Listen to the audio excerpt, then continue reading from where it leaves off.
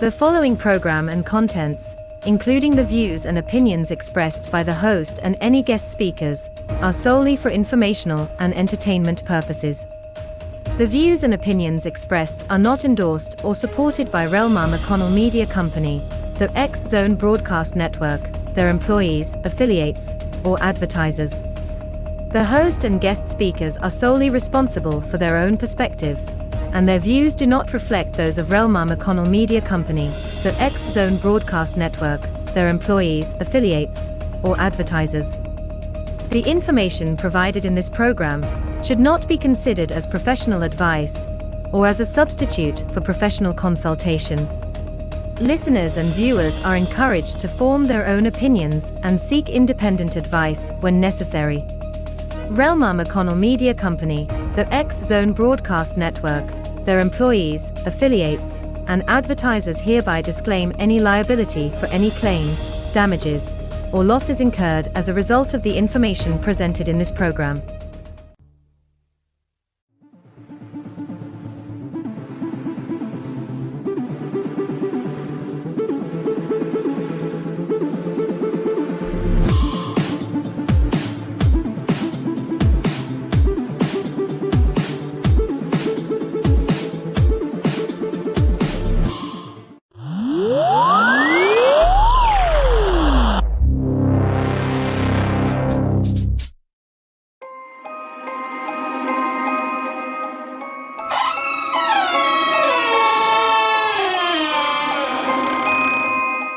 Welcome to the Paranormal StakeOut radio TV show with Larry Lawson. As a former career law enforcement officer and law enforcement educator, Larry focuses on the use of tried and true law enforcement investigative techniques in conducting paranormal investigations. Despite his experience and training, Larry also keeps an open mind to discussions on topics that deal with evidence that are not quite as physical in nature. Paranormal StakeOut guests are professionals in the field of the paranormal and parapsychology, conducting the investigations and research needed to further the cause of paranormal study. Larry advocates an agenda of standardization of structure and training in the field of paranormal investigation and research for the purpose of one day being able to produce the evidence needed to convince a jury of the existence of the paranormal. Whether it is ghosts, UFOs, unsolved mysteries, hauntings or cryptids, no topic is beyond the investigative reach of Larry Lawson and the Paranormal StakeOut radio TV show team. Now, here is the host of the Paranormal StakeOut radio TV show, Larry Lawson.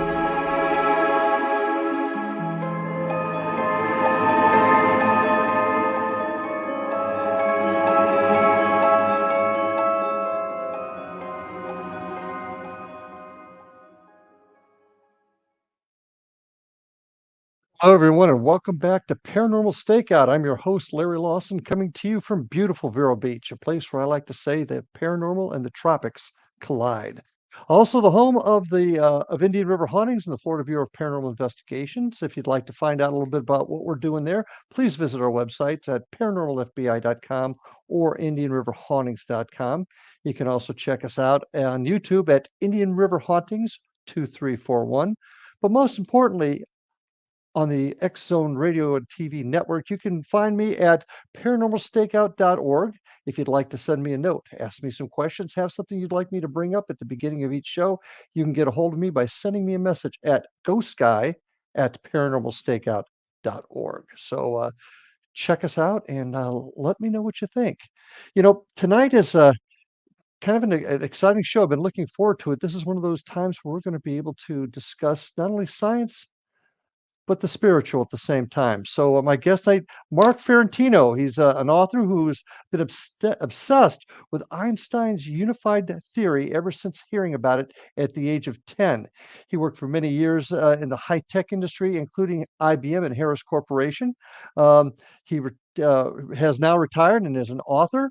And oddly enough, he's probably the only person I've ever met that has the same birthday as Albert Einstein. And that's who we're going to talk about tonight. So with that, I'd like to welcome Mark Fiorentino to the show. Welcome, Mark, to Paranormal StakeOut, my friend.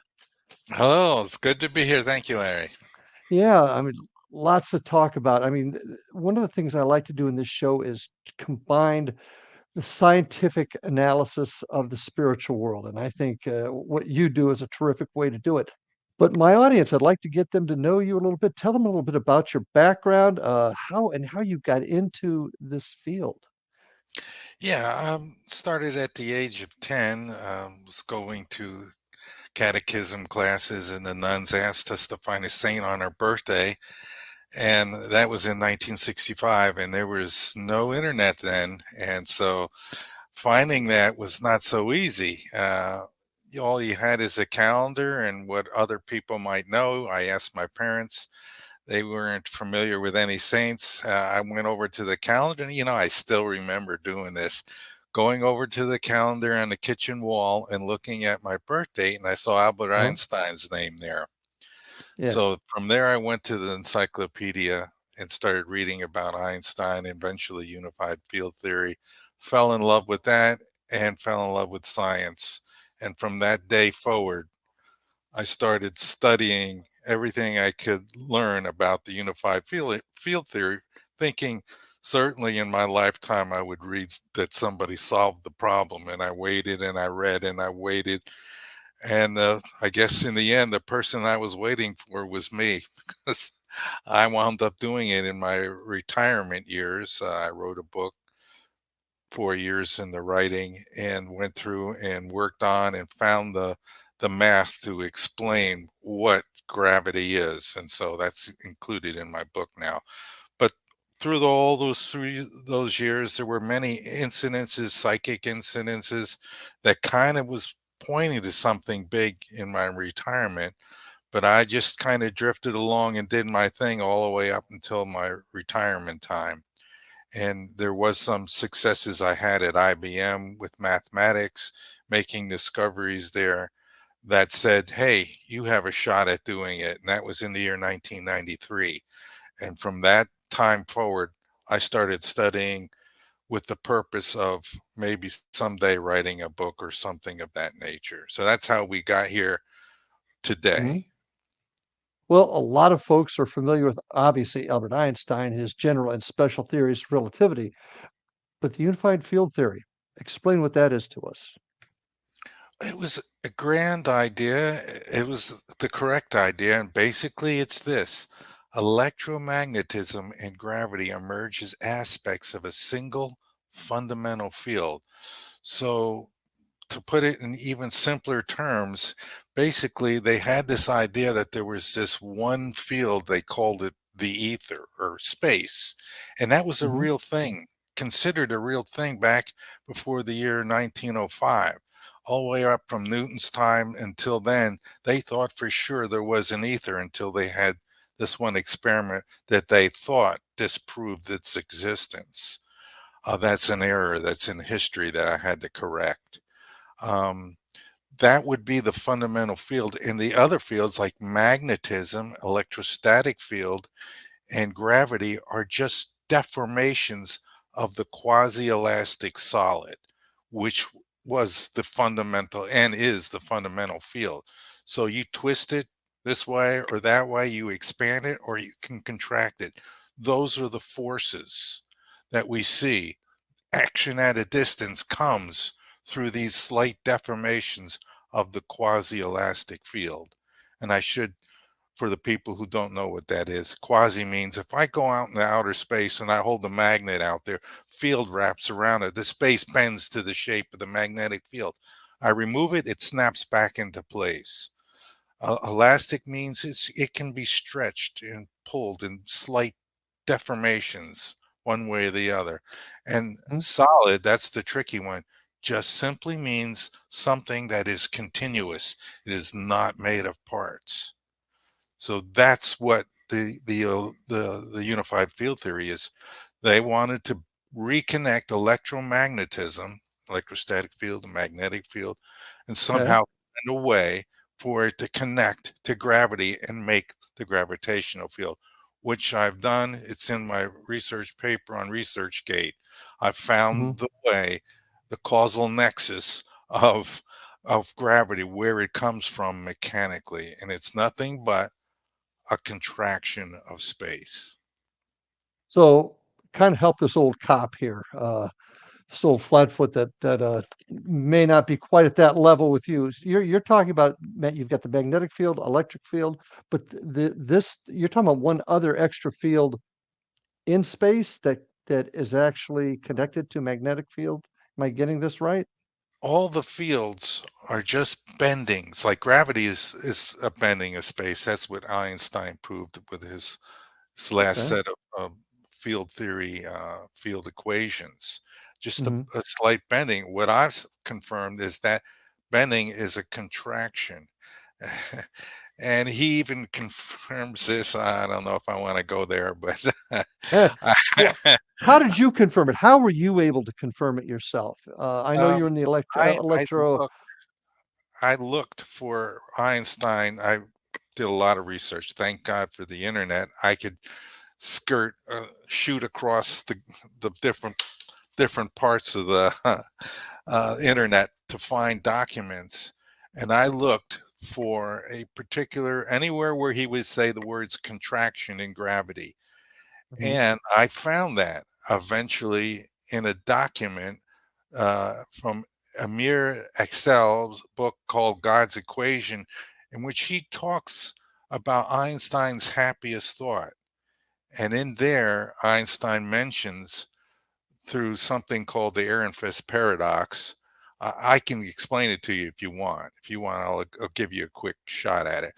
give us a Einstein quick shot. followed the line of reasoning that began with his happiest thought of his life. Still at the Swiss Patent Office, he conducted one of his famous thought experiments. Einstein imagined a circle spinning in space. The center of the circle did not move, but its circumference was moving quickly in a circular direction.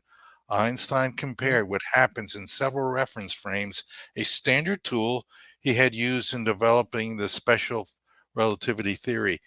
Now, pay close attention. I underline this in bold and bolded it. He concluded, using his special relativity, that the boundary of the disk contracted as it spun. There was a force acting on the circle at the boundary called the centrifugal force, and its action was analogous to that of the gravitational force. But that same contraction that affected the outer circle left the diameter unchanged. Thus, Einstein concluded in a way that surprised even him. The ratio of the circle to the diameter was no longer pi. He deduced that in the presence of a gravitational field, the geometry of space was non Euclidean. Basically, all it's saying there is that if we take any kind of particles or anything and accelerate them, a circular motion is accelerated mhm. motion. And he said the equivalence principle, acceleration and gravity are somehow the same, but he didn't know until he read about that himself. And he wrote several more papers pointing to that. And he spent the last days of his life trying to make that into a mechanical model that would explain gravity. In other words, what I did, what he didn't know, he was born too early. What he didn't know was there was quarks inside of the neutron and the proton, and they were moving in a particular pattern. This pattern right here, I don't know if we could see it that well. It's a trefoil knot, Mm, mhm. and that was was necessary to create the contraction, because that those quarks are moving at, I calculated, 99% the speed of light. And so that created a sphere that was rotating and precessing wildly, and that caused a contraction at the perimeter. That's where gravity comes from. It was just that simple. So then I used the moment of inertia equations to say I can predict the neutron and proton mass, and I did succeed in doing that, and I've given that to other physicists to look at and verify, and Well, that's where gravity comes from. and one of the topics I want to get in with you tonight, how does this affect things such as space travel, are dealing with the speed of light? Does this all connect? This was part of my search. I figured if I could understand how gravity could work, then you got to make the link to anti-gravity, because obviously that's what our buddies in other civilizations have realized. They have fully understood the unified field theory, because anti-gravity is part of gravity and part of the unified field theory. Einstein never even really dreamed about that, and neither has other physicists really, because they just think it's science fiction. But Mhm. it's not, because obviously uh, the people who have gotten here from other worlds use anti-gravity, and somehow using anti-gravity also enabled them to break the light speed barrier, Okay. because Well, we're there's we're about ready to take our first break. So when we get back, let's start talking about how our friends and other civilizations, as you put it, use this theory to travel. So stay with us, folks. We'll be back with this fascinating conversation right after these messages.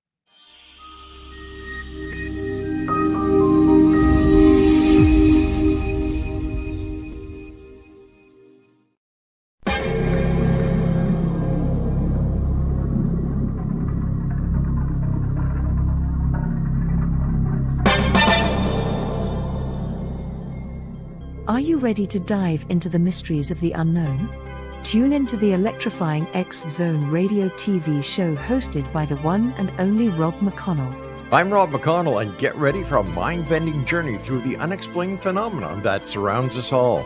From UFO encounters to cryptids, ghosts, and everything in between, we've got it covered here in the X Zone. Rob McConnell, the seasoned investigator and renowned radio personality, brings you the most compelling interviews with top experts, authors, and experiencers from around the world. Each episode is an unforgettable exploration into the depths of the extraordinary.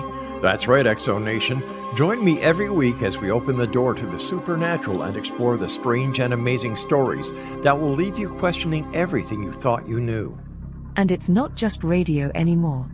With our groundbreaking TV show, you can now witness the sessions unfold right before your eyes. From chilling reenactments to captivating visuals, prepare yourself for a multimedia experience like never before. With a legacy spanning over 2 decades, the X Zone Radio and TV show with yours truly, Rob McConnell, is your ultimate source for mind-blowing entertainment and thought-provoking discussions.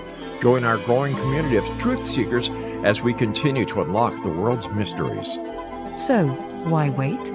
Step into the X Zone and embark on a journey that will challenge your beliefs, ignite your curiosity, and keep you on the edge of your seat.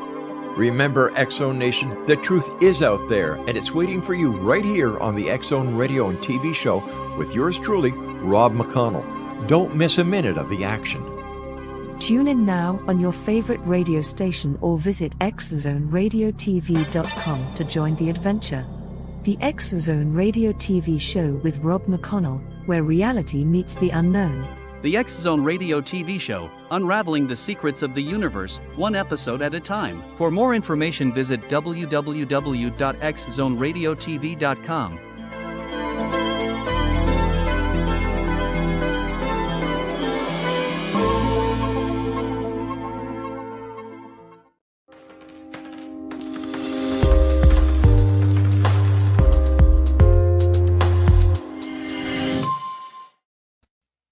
And we are back on Paranormal Stakeout with my guest tonight, Mark Fiorentino. Question right off the top. Do you believe space travel is possible from other universes to us? Do you believe yes, that's possible? absolutely positive that that's possible. Okay. With that, you were talking about Einstein's theories, and then you started to head into the world of anti-gravity and space travel. How does that all connect? Tell us your Uh, theory on that. well, in pursuing the anti-gravity angle, and yeah, I first had to know how gravity works, solve that problem. I understand it's a contraction of space. So the next thing is to figure out how to get space to expand. Expanding space is the trick to breaking the light speed barrier and creating something which I call the slip wave. Okay. Why is expanding space so important? Because it's going to be discovered that it affects 2 properties, permittivity and permeability of space. These are measurable properties that you can take a test instrument out in the outer space and you can measure it. That means space is a real something. It wouldn't have these detectable properties otherwise, and they have to do with the way the electric field and the magnetic field develop and Hmm. are controlled within space. And who discovered that? James Clerk Maxwell, who back in his day discovered that c, the speed of light, equals 1 over the square root of permittivity times permeability. So if you play with that equation and you drop those numbers, which are already very small, speed of light goes up. So he who masters outer space biases it, spatially biases it with a field that causes those two properties to drop. That spaceship can go much faster than the speed of light, not just a little bit. I'm talking tens of thousands of times. And if you were to drop those values to zero by pulling space way apart, now you could go infinitely fast. And that's been done in metamaterials that I've read about on the internet, where they have modified the material in such a way that its permittivity and permeability is dropped to zero. And they claim that they shine light in that and it goes infinitely fast. Now, there's some controversy about that, and the physicists are arguing about that, but that's the claim. But it makes sense. It backs up the math. The math backs it up. That's what we would expect to happen if you indeed drop those two properties of space down to zero or near zero. So that's how our alien buddies, I am confident, are breaking the light speed barrier. And I'm talking the entry level technology that we could use to do the very same thing and get to other star systems, get to Mars. Mars could easily be gotten to in 15 minutes or less. That's a practical usage of our space technology. You can't do that with rockets. You can't go to other stars with rockets. You not only have to make the light speed barrier, you have to break it, and you have to break it by tens of thousands. And this, fortunately, was built into the system from the get go of the creation of the universe. So, what I'm working on now is the development of the slip wave, which is a means to develop anti gravity emitters. Along with the big surprise is, not only do you make an anti gravity emitter, but it's coming from a dipole, which is a north south pole or positive negative pole field. And out of the other end, the positive end, is a gravitational field, but not like the one that the planet generates. This one is a non-contractive, which Hmm. then allows us in the spaceship to have some sort of gravity that you can stand on, but you don't get inertia, so that the ship can be turned, the anti-gravity here, the gravity here, you fall and or pushed forward using the slip wave technology, and you don't feel inertia. So you can do an instant acceleration, and within the bubble of the slip wave, it will feel like you're not moving at all. And this Hmm. is why our alien buddies don't die when they go from 0 to 4,000 miles an hour in a second or more, or make a right And turn. and that's been one theory here, that people said we could never reach light speed because it would crush us. Now, how does this fly in the face with the wormhole theory of traveling between It universes? it doesn't. The I'm gonna get the wormhole out of the way, because that's a really kind of a bad concept overall. You may be able to do something equivalent with that in a Stargate technology, but what I'm talking about is you modify space with this field, and what it allows you to do is travel through that space as if it's almost not there. So, Hmm. because you pull it apart, now it's less of what it was than before. The density drops dramatically. And so, if you just think about distance equals rate times time, if you actually reduce the distance in Hmm. space between here and wherever you're going, you can go there much faster. The math will back up what I'm already saying, because you're physically changing the metric of space. the distance, what's there, what's in it.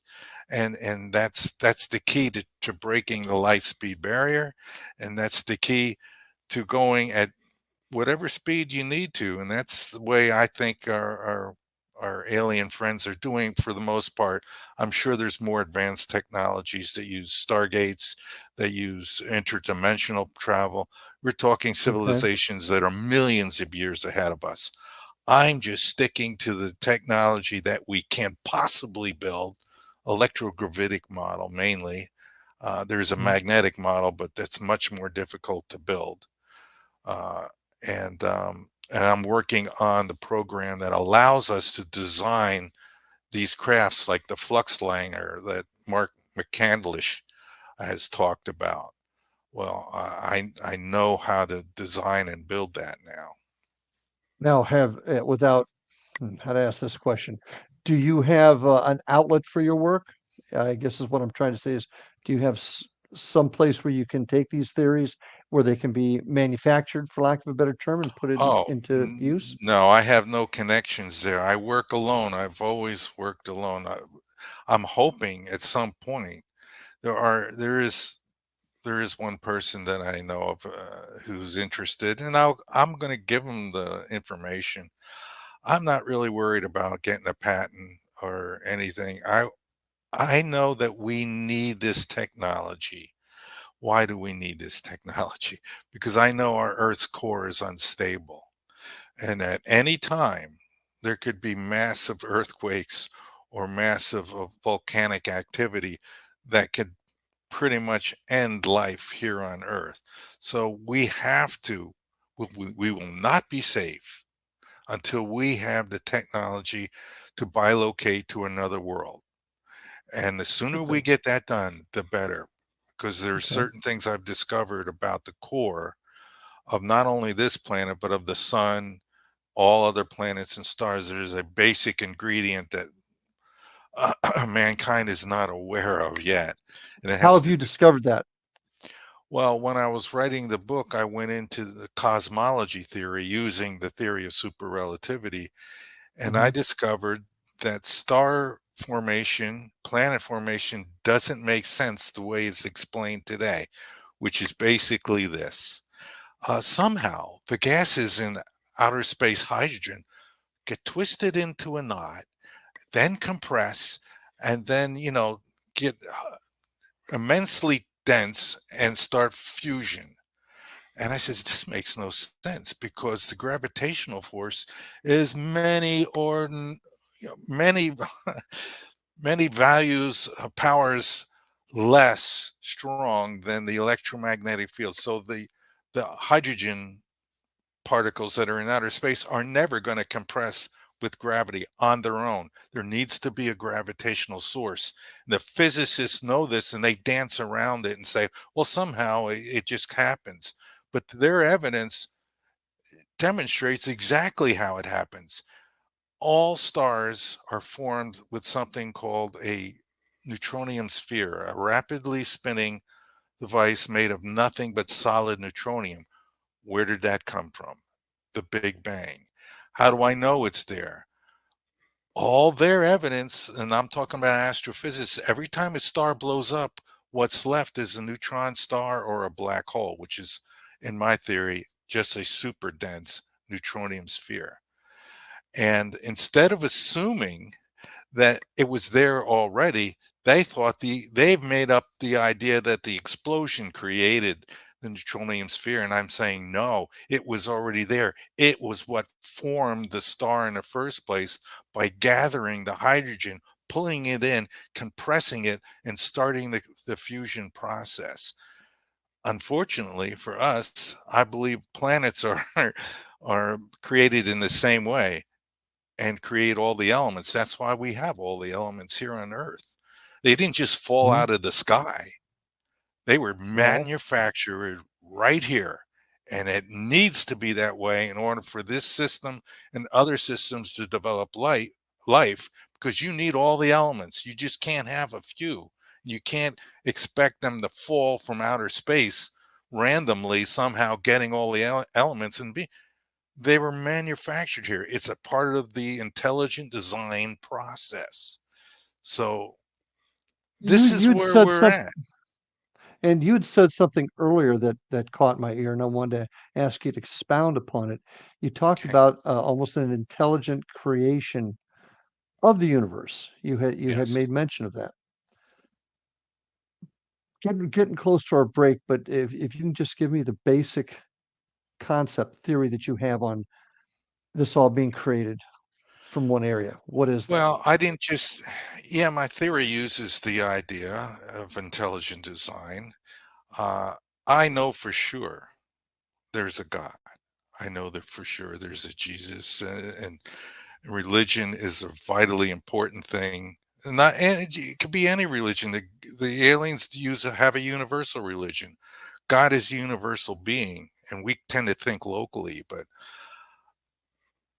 there are advantages you get if you assume intelligent design. That's how I stumbled onto the neutronium sphere theory, because I used, and we'll wait until after the break because it's slightly technical, but once you hear it, you're going to say, oh my God, how did they not think of that? And it will No. make sense. And it's an intelligent design theory. Okay, and as we get ready to go to our break, this has been a very in-depth scientific discussion. But when we come back, I want to talk about intelligent design. I want to talk about your walk through the spiritual psychic world also. So Okay. when we come back, we're going to get into that. Folks, stay with us. More to come on this very deep intellectual conversation. Stay with us. We'll be back after these messages.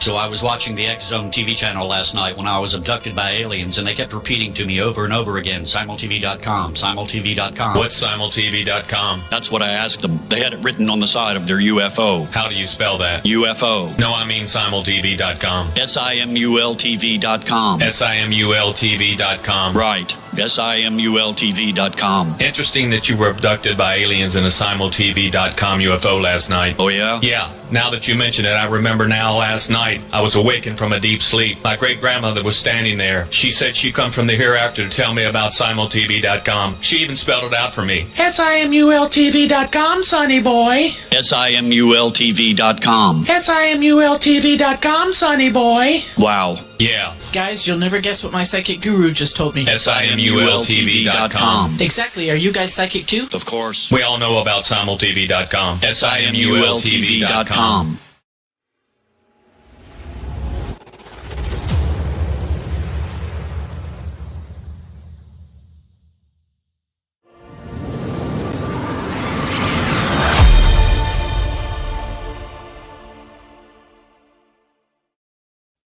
We are back on Paranormal Stakeout. My guest, Mark Fiorentino. Am I pronouncing that correctly, Mark? Yes, that's good. Okay, great. We started to talk before the break about your theory, your thoughts on intelligent creation of the universe, and I've heard you speak about it before.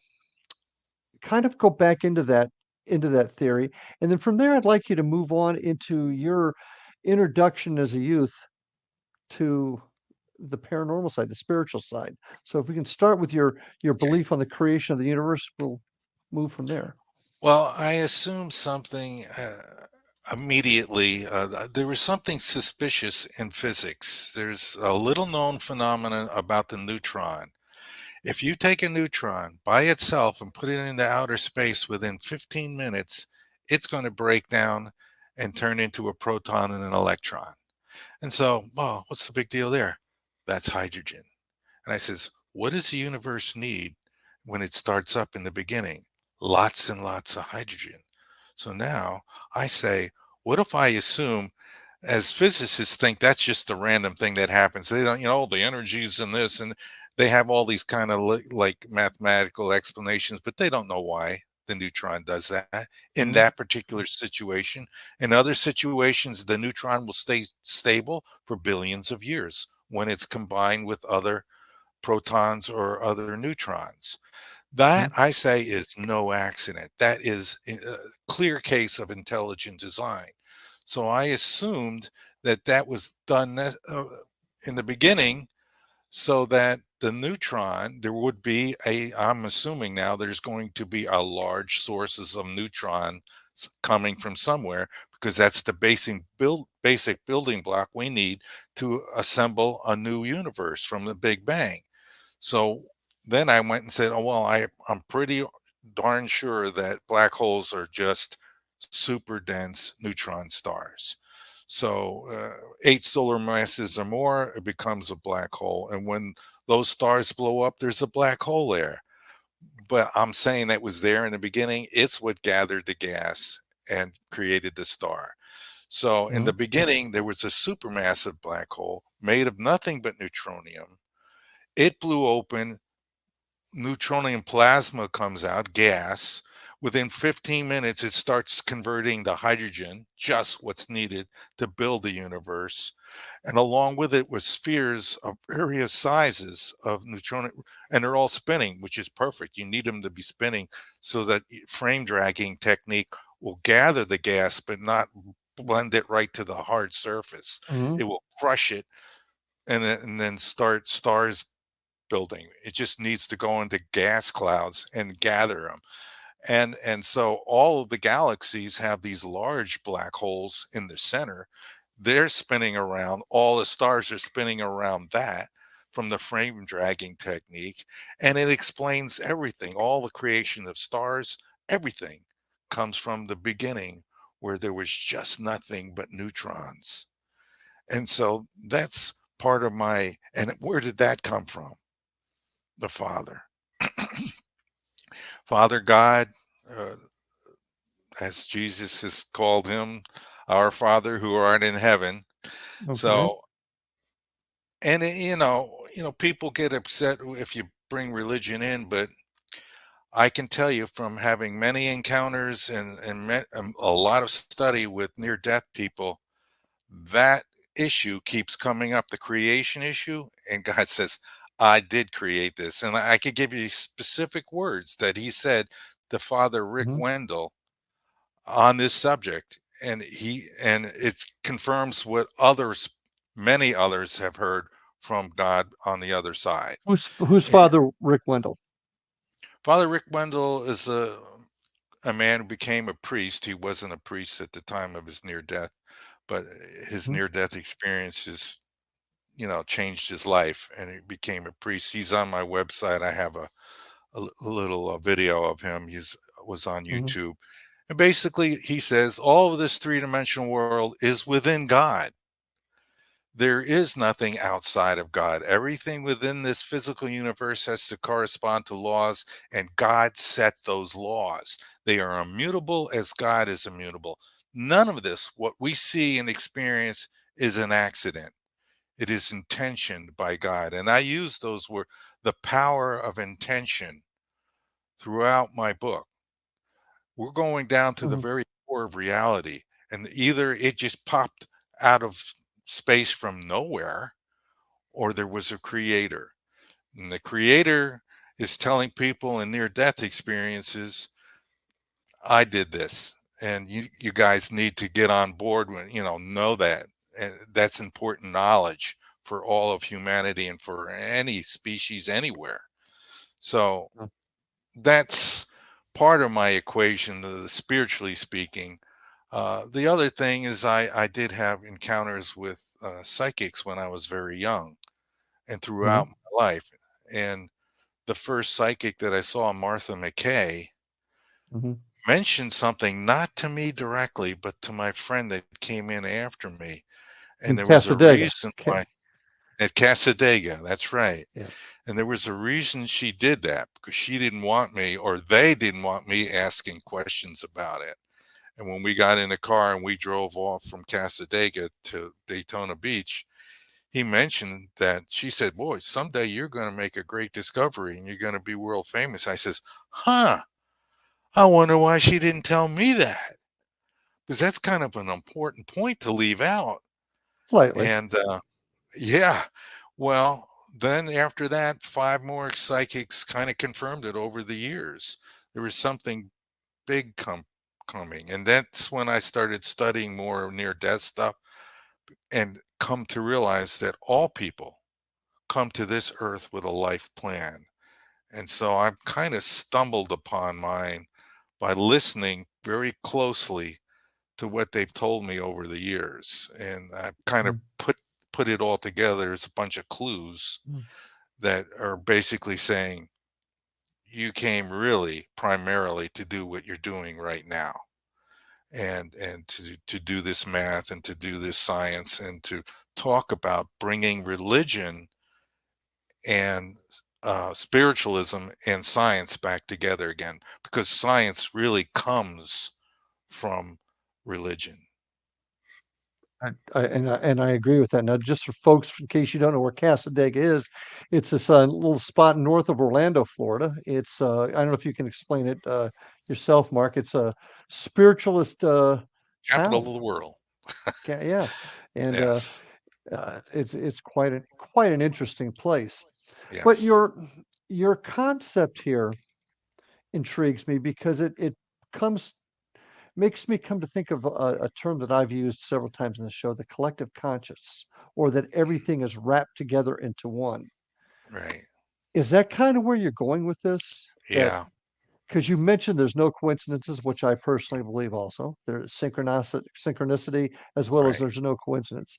Right. Um, is that what you're thinking, that just everything's connected, whether we call it God as we do in the Christian faith, or Muhammad or Buddha, all the same thing? Is that where All you're the going same with this? thing.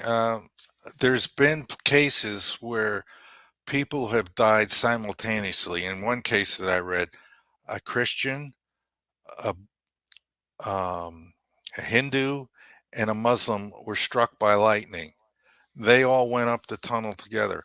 They all saw God at the same time. And as they were looking at him, the other one was seeing that, hey, he's seeing God looks like a Christian God with, the great white beard.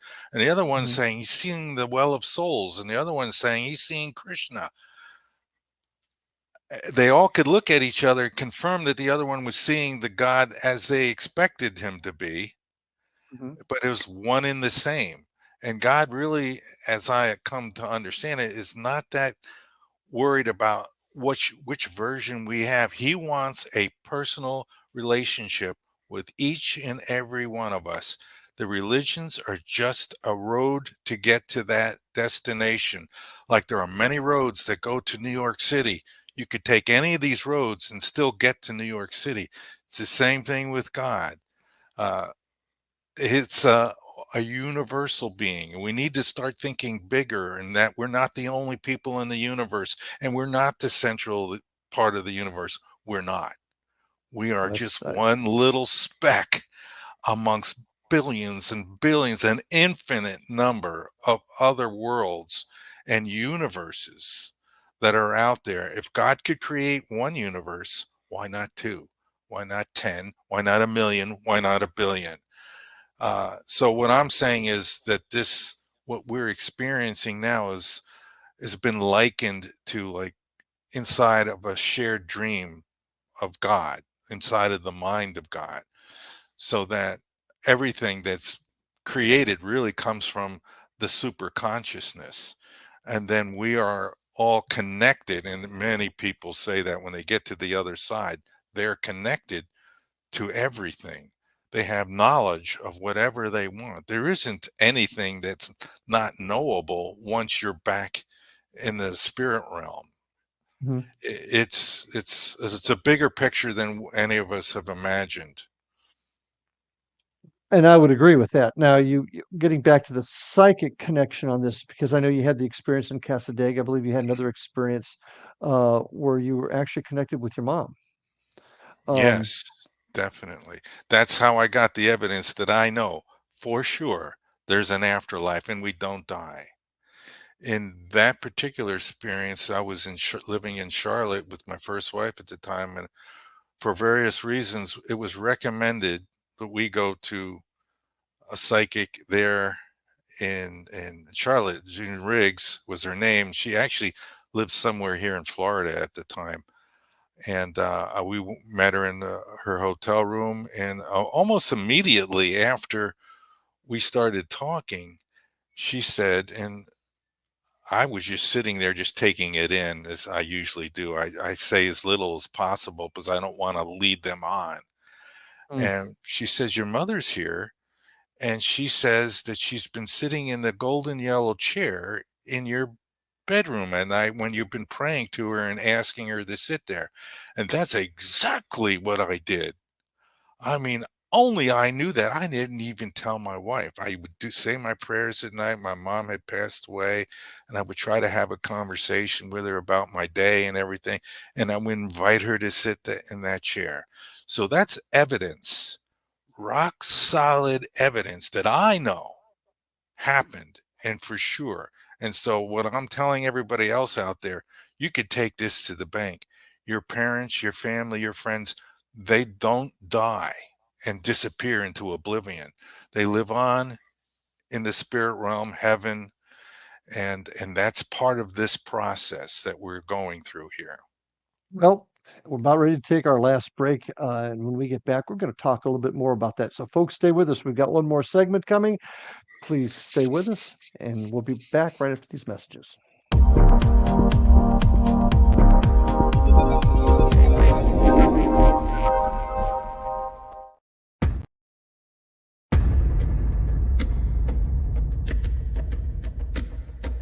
Are you ready for a tale that will leave you on the edge of your seat? Get ready to dive into the gripping memoir by Bart Sibrel titled Moon Man. Bart Sibrel takes you on a heart-pounding journey, unmasking the truth behind America's famous Apollo missions. Prepare yourself for hair-raising encounters with agents from the U.S. government's top secret agencies.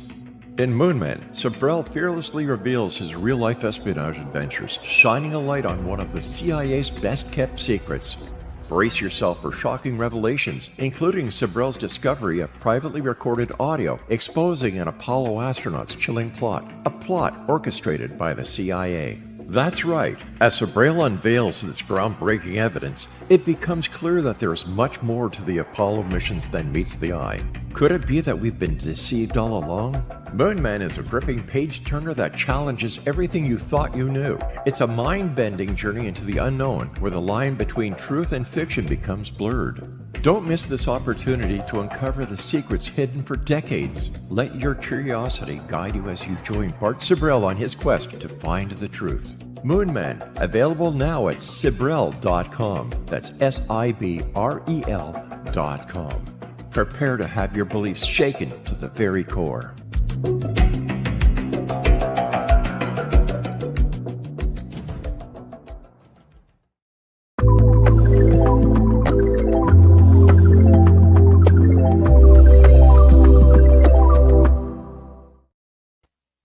And we are back on Paranormal Stakeout. My guest, Mark Fiorentino, tonight. What a interesting conversation this has been. We kind of ended the last segment discussing how the fact that there's life after we leave this realm that we're in, translate into ghost spirits. Considering your theories and the things that you've experienced, you believe in ghosts? I believe in spirits. Okay. I'm not sure what you mean by ghosts, well, like It's kind of spooky things. I believe in spirits, definitely. There's no doubt, and guardian angels in particular. okay. But is there malevolent spirits out there? Yeah, there does seem to be some of those too. Uh, but Can I the have, spirit of can the spirit of somebody we love, a family member, come back to us in a form that we recognize? In your opinion? yes, I believe that's just happened recently to me, but I cannot talk about it because Okay. I want evidence and I want somebody to give me the evidence. But I had something very dramatic happen, and I believe it was from somebody trying to communicate to me directly. But all I can do is say, yeah, I think that's what it is. But to get evidence like from another psychic again. So if I talk about it, then it'll invalidate the evidence that I Understood. might get at some point.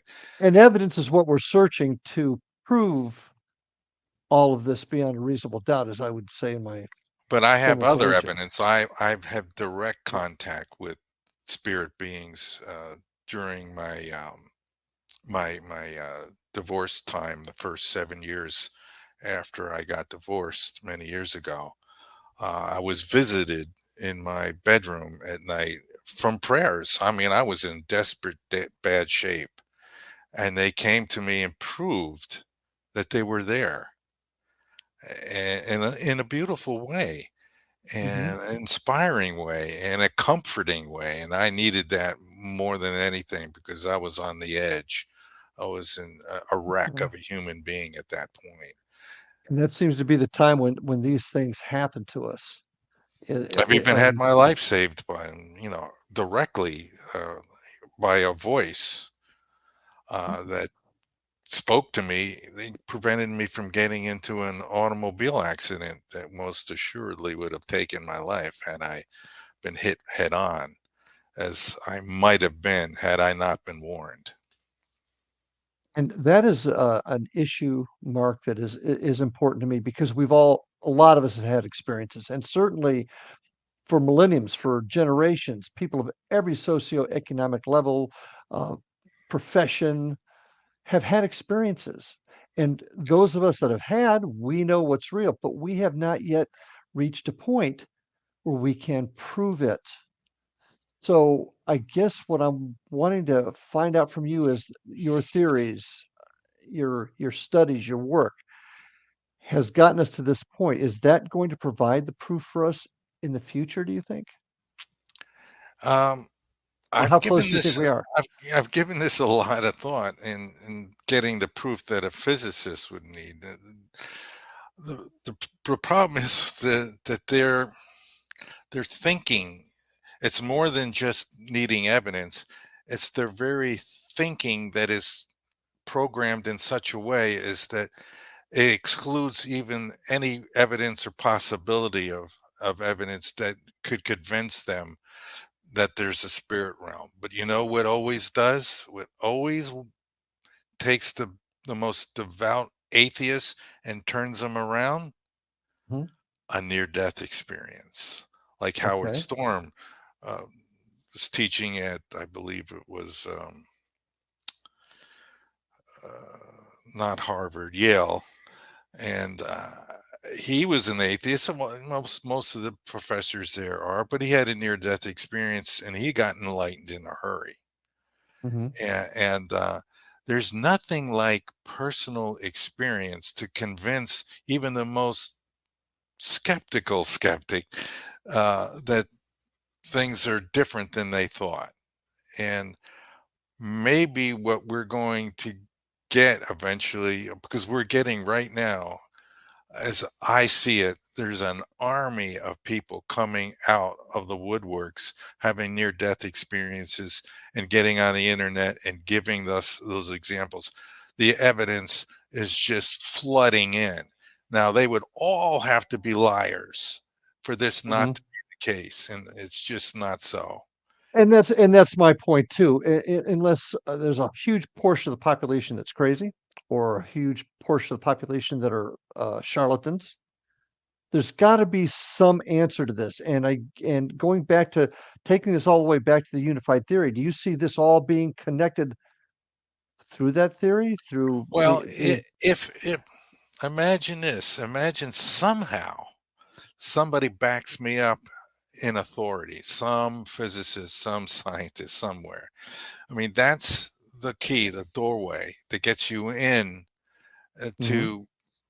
I mean, if somebody does solve, like I am claiming, solving the unified field theory problem, and as well as what I've just come to realize, the method for particle motion, which Einstein was looking for. These are big deals. These get verified. They verify my math, and they come to the conclusion that this can be scientifically tested, and it can, and it works. It's going to give me credibility to maybe start people thinking. He says, well, he did come up with that theory, and that was right. He did come up with that explanation, and that was right. And he's admitted that he's asking the Father or the Creator. Okay. If you want to know how something works, go to the creator of that something and ask him. When we talk to psychics and mediums who are real, the real deal, we're basic, and anybody we talk to on the other side, you're basically talking to God because they're all connected, and That's where I was going to go with that. they're going to give you valid information to what degree they can. They can't just fork over all the answers to everything. We have to earn it. We have to live it. This is a challenge and we have to experience it. So they're guiding and helping us, but they're not going to say, now today I want you to do this, this, and that. Don't deviate from that. Well, I That's think not we got a going to happen. problem. We got a problem with it too, because not all psychics, and I've known some real fakes, and I've known some that I have a lot of Yeah, faith in, right. but none of them tell you the same story. Basically, some of them have the same general theory of what's going on, Right. but There but are there's some things I know what you're so that talking about. exactly. So that I mean, so there's a human element into it. So what you're seeing is the entire from the unified theory to the dealing with the psychics.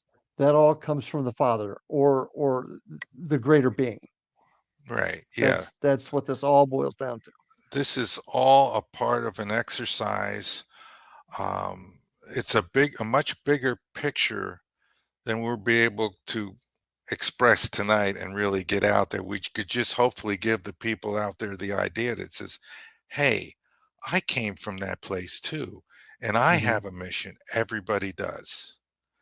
Everybody. There's no I exceptions.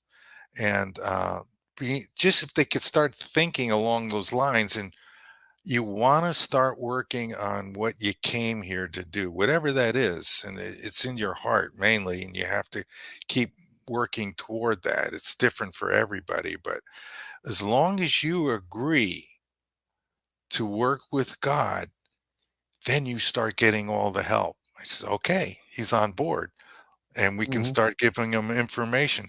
He's not just doing his own thing to whatever it is for his ego or for his pocketbook or whatever. He's doing it for the right reasons. He's gotten on board train or the team God, as I like to say it.